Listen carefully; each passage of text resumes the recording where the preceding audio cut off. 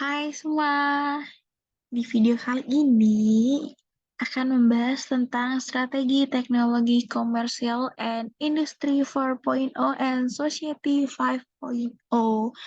Nah, sebelum itu kita perkenalan dulu kali ya. Oke, kenalin gue Risa Trirahayu dengan NPM 44192100012. Video ini merupakan video untuk memenuhi tugas akhir dari dosen pengampu Bapak Haris Adi Suwantoro STMBA. Oke, kita mulai aja videonya, di mana pertama itu teknologi komersial. Apa sih teknologi komersial itu? Nah, teknologi komersial itu merupakan serangkaian tindakan bahwa alat perusahaan itu untuk mempublikasikan produk baru untuk meningkatkan pangan penjualan atau untuk meningkatkan pangan pasarnya gitu. Nah, tujuan penerapan strategi komersial ini untuk mencapai keunggulan kompetitif yang memungkinkan perusahaan itu bertahan di pasar dengan margin keuntungan yang cukup. Nah, keuntungan ini dicapai melalui beberapa cara, antara lainnya itu ada pemasaran yang tepat dari barang dan jasa yang ditawarkan ke pasarnya. Nah, dengan kata lain itu strategi komersial itu mencakup kayak serangkaian yang dilakukan perusahaan untuk mencapai tujuan komersialnya. Nah, apa aja sih aspek yang harus diketahui perusahaan untuk menerapkan strategi komersial? Nah, yang pertama itu ada kebutuhan pelanggan. Nah, kebutuhan pelanggan itu di atas segalanya. Kenapa? Kebutuhan pelanggan itu merupakan aspek mendasar untuk keberhasilan dari penerapan strategi komersial. Karena kayak setiap kebutuhan pelanggan itu yang tidak, misalnya ada di kebutuhan pelanggan yang tidak terpuaskan itu dapat digunakan sebagai sumber peluang dari perusahaan gitu, atau kayak mengadaptasi produk yang memenuhi kebutuhan itu dengan cara yang memuaskan. Nah, yang kedua itu ada pengetahuan tentang kompetisi. Kenapa itu menjadi aspek utama? Karena kayak perusahaan itu harus mengetahui apa nih yang dilakukan pesaing untuk memenuhi kebutuhan ini, terus menawarkan apa yang harus mereka miliki di pasar. Nah, untuk itu perusahaan itu harus menyelidiki produk apa aja yang dijual pesaing, terus karakter dan atribut apa yang dimiliki produk, terus bagaimana mereka mempromosikan, bagaimana mereka mendistribusikan, terus berapa harga yang mereka pasarkan, itu. Terus yang ketiga itu ada aspek penting yang terakhir, ada analisis SWOT. Kenapa itu menjadi aspek penting? Karena perusahaan itu harus menganalisis SWOT untuk mengetahui apa nih ancaman dan peluang yang ada, dan serta kekuatan atau kelemahan dari produk kita, dari produk kita yang akan dipasarkan ke pasar gitu. Nah, ini analisis SWOT ini akan membantu perusahaan itu untuk lebih fokus saat merencanakan dan menetapkan strategi bisnis dari perusahaan. Tuh. Terus selanjutnya kita akan bahas tentang industri. Nah, di industri ini ada pertama industri 1.0. Nah, di mana ini industri 1.0 ini revolusi industri pertama yang ditunjukkan untuk mematahkan teorinya Robert Malthus akan kekhawatirannya dia dengan jumlah penduduk yang jauh lebih tinggi pertumbuhannya dibandingkan pertumbuhan kebutuhan pokoknya. Nah, penemuan mesin-mesin yang meningkatkan efisiensi dan jumlah produksi itu memicu revolusi industri pertama. Nah, ditunjang oleh Patent Act yang membuat para ilmuwan itu berminat untuk menemukan mesin-mesin atau alat-alat baru gitu kayak. Berarti di industri 1.0 itu di mana mesin-mesin itu baru ada, baru memicu baru para ilmuwan itu memicu untuk menemukan mesin-mesin dan alat-alat baru. Tuh.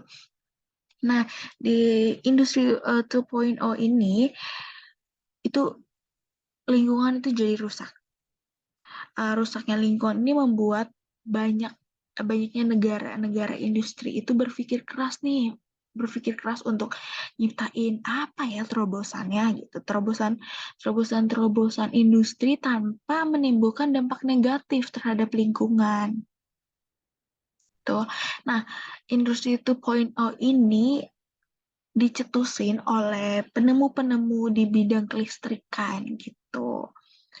Karena dimana kelistrikan itu akan tidak begitu menciptakan dampak negatif bagi lingkungan. Nah, dimana selanjutnya itu ada industri 3.0. Nah, gak lama dari industri 2.0 itu, setelah perkembangan kelistrikan kan di industri 2.0 kan kelistrikan baru ditemuin ya. Nah, di industri 3.0 ini alat-alat elektronika dan telekomunikasi itu baru diciptakan. Nah, di revolusi industri 3.0 ini tidak berlangsung lama karena kemunculan teknologi digital, di mana di industri 4.0. Nah, di industri 4.0 ini ditandai dengan era disrupsi, yaitu kemunculan industri-industri yang berbasis online atau digital. Nah, bukan hanya komputer gitu, bukan hanya komputer, teknologi mobile, itu udah mewabah dan hampir semua orang berhubungan secara online. Nah, banyak kan dari ada sosial media, tuh. Semua orang pasti berhubungan online dengan orang yang jaraknya jauh dari kita. Nah, ternyata di industri 4.0 ini ada kesenjangan antara industri yang bergantung dengan inovasi dengan kesiapan tenaga kerjanya. Nah, banyak penyediaan lapangan kerja kesulitan mencari sumber daya manusia yang memiliki kemampuan literasi. Karena kenapa? Karena sudah banyak yang nggak baca buku juga sih literasi. Saya udah adanya digital aja udah jadinya akan kepicu gitu sama digital. Terus nah, literasinya itu kayak semacam buku, terus nulis atau menghitung, juga literasi data kayak big data. Nah, literasi teknologi juga masih ada yang dikit susah lah. Kayak coding gitu, pemahaman terhadap literasi manusia juga. Nah, selanjutnya itu ada Society 5.0. Nah, uh, Society 5.0 ini teknologi AI atau LOT ini berfungsi sebagai pengolah data atau menganalisis data yang bersumber pada manusia itu sendiri melalui sensor fisik atau berupa data pada manusia itu sendiri, lalu mengumpamakan kebalikan data yang telah diproses oleh AI atau IoT-nya kembali ke manusia dengan berbagai macam bentuk gitu. Nah, kan kalian pasti akan masih bingung gitu ya, masih bingung konsep dari Society 5.0 itu apa sih? Terus apakah bisa diaplikasiin pada kehidupan sosial atau kehidupan sehari-hari gitu? Nah, selanjutnya itu aku akan bahas tentang konsep Associative 5.0 yang diaplikasikan ke kehidupan sosial, kehidupan sekarang gitu. Yang pertama itu ada Society 5.0 di bidang pengiriman. Nah, bayangin kalau kalian itu belanja online di internet. Berapa hari kalian harus menunggu untuk mendapatkan pesanan online kalian? Nah, apakah kurir itu bisa sampai dengan cepat ke rumah kalian dengan cepat apabila rumah kalian berada jauh dari luar kota, ataupun kayak kesulitan jangkauan karena berada di pegunungan gitu.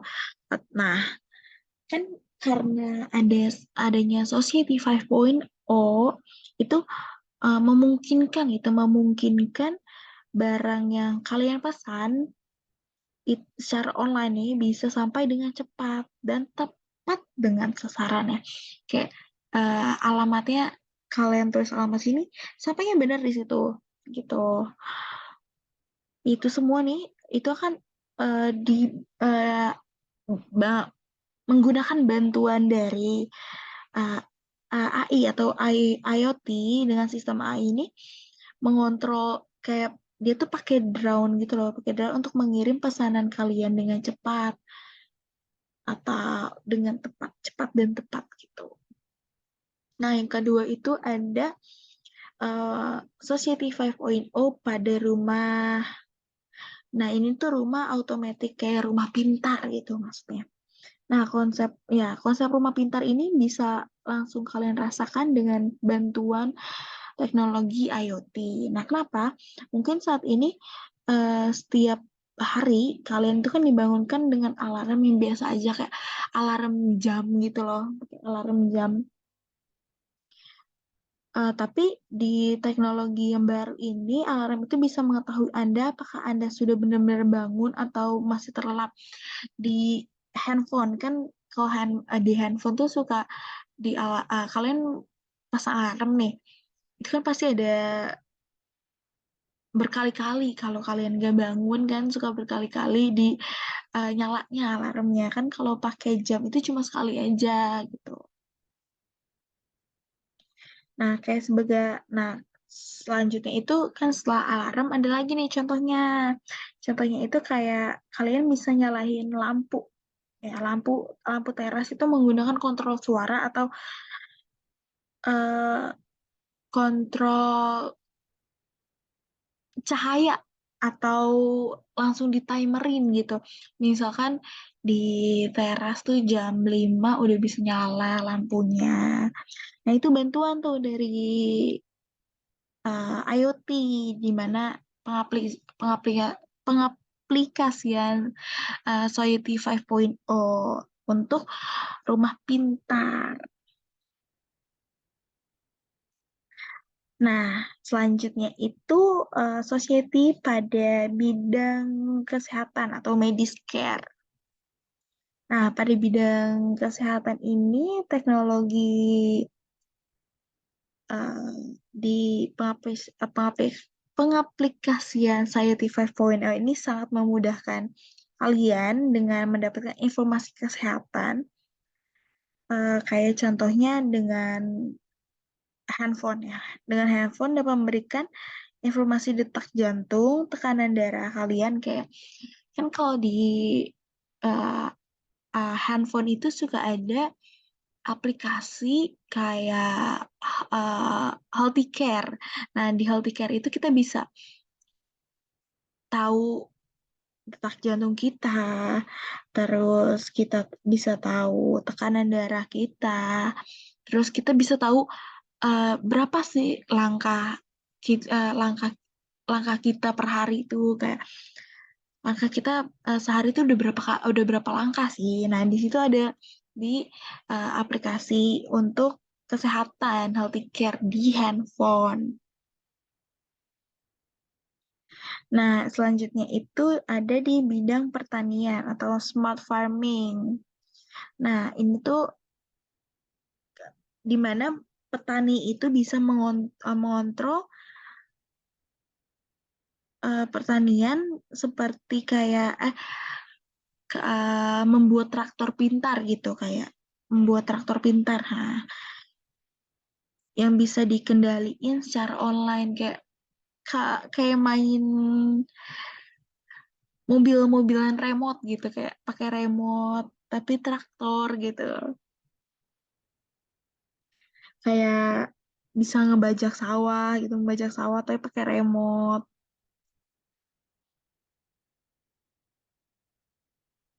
Terus selanjutnya ada transportasi yang terakhir. Nah, di transportasi ini kayak kendaraan pintar itu di pengaplikasian Society 5.0 ini kendaraan pintar namanya. Kendaraan pintar ini bisa ngebantu kehidupan manusia tuh dengan mudah. Kayak bayangin nih kalian apabila kalian tinggal jauh dari pusat kota atau dari bus komersial yang biasanya udah pasti nih, udah jarang karena kalian jauh dari kota gitu. Nah, ini ada misalkan ada namanya dengan misalkan ada kendaraan pintar gitu yang bisa ngehemat biaya yang dikeluarin perusahaan untuk nyewa nyewa supir bis, terus supir ngantuk. Jadi ada namanya transportasi tanpa supir gitu. Dan karena tanpa supir kan jadi kita masih bisa jalan terus kan malam-malam pun di yang nggak terjangkau dari pusat kota gitu. Gitu sih. Nah, selanjutnya itu ada nih, apakah industri 4.0 ini dengan Society 5.0 itu berkaitan? Nah, secara umum itu industri 4.0 dan Society 5.0 itu memiliki prioritas yang berbeda. Nah, di industri 4.0 itu berfokus pada pengembangan industri untuk menggunakan teknologi guna mempermudah kehidupan masyarakat. Nah, kalau Society 5.0 itu berfokus pada penggunaan teknologi namun tetap mengandalkan manusia sebagai pemeran utamanya. Kayak mengontrol gitu loh. Terus kayak gitu. Terus meskipun memiliki fokus yang berbeda nih dari industri 4.0 sama Society 5.0, tapi mereka tuh saling berkaitan dan melengkapi satu sama lain dalam hal pengembangan teknologi dan perubahan teknologi. Nah, di industri 4.0 itu menyediakan landasan teknologi yang dibutuhkan untuk mewujudkan visi dan mempercepat transisi menuju society 5.0, di mana teknologi ini digunakan untuk menyeluruh untuk mencapai kemajuan sosial dan kualitas hidup yang lebih baik. Nah, keduanya itu dapat dilihat sebagai tahapan pengembangan yang saling berkaitan. Tadi kan industri 4.0 itu dari teknologinya nih. Nah, society-nya itu landas industri 4.0-nya itu landasan. Nah, society 5.0 itu yang ngejalanin gitu loh. Nah, jadi dapat disimpulkan bahwa industri 5.0 dan society 5.0 itu adalah dua gagasan yang saling mendukung dalam pengembangan teknologi dan perubahan sosial. Nah, industri 4.0 itu berperan penting dalam mendorong kemajuan society 5.0 dengan memanfaatkan teknologi digital dan otomasi di sektor industri untuk menciptakan produk dan layanan yang lebih berkelanjutan gitu. Nah, tapi tentunya itu terdapat tantangan Nah, tantangan atau resiko yang harus dihadapi untuk mencapai keseimbangan yang optimal antara industri 4.0 dengan society 5.0. Contohnya tuh kayak resiko pengangguran akibat otomasi produksi, terus atau bahaya terkait privacy, privacy dan keamanan data gitu ya. Karena kan kita bisa lihat data, kadang kita tuh bisa lihat data orang gitu. Terus misalnya kita main dengan penemu Facebook nih misalkan, kan kita kalau buat Facebook tuh datanya kita klik dulu kan, kita penuhin dulu baru kita bisa buat Facebook gitu. Nah, datanya itu takutnya ya, maksudnya itu akan agak bahaya privacy dan keamanannya gitu. Nah, karena itu diperluin perancangan dan pengolahan yang efektif gitu, efektif agar teknologinya itu kita dapat manfaatkan secara positif dan memberikan manfaat bagi masyarakat dan secara keseluruhannya. Meskipun terdapat kemajuan teknologi dan industri yang pesat, sebagai manusia kita perlu menjaga sifat kemanusiaan kita juga gitu. Kita kita perlu terus berkomunikasi dan menjalin hubungan interpersonal yang sebagai makhluk sosial yang utuh gitu. Eh, Kayaknya cukup sampai di sini aja pembahasan tentang Industri 4.0 dan Society 5.0. Sampai ketemu di video selanjutnya, teman-teman. Bye.